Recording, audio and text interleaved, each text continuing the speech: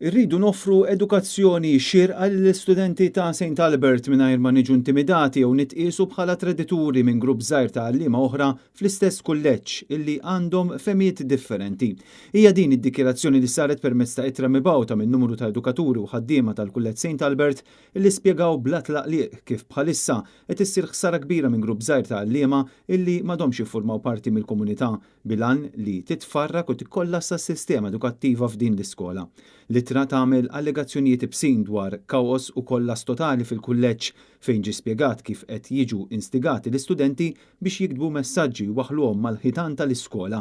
L-għalliema ta' St. Albert qalu li din saret logħba psikoloġika perikoluża kemm fuq l-istudenti tal-kulleġġ u anke fuqhom bħala għalliema.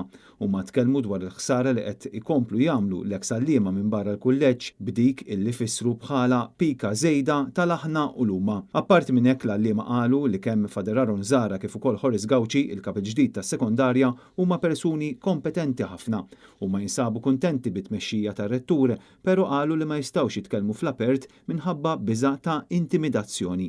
L-għalliema qalu li mhux kompitu tagħhom milli jidħlu fid-deċiżjonijiet li ttieħdu mill-Bord u mill-Provinċja Dominikana u jixtiequ biss li fl-interess tal-istudenti jkomplu jaħdmu mar-rettur u mal-amministrazzjoni tal-kulleġġ preżenti kif dejjem sar mingħajr problemi.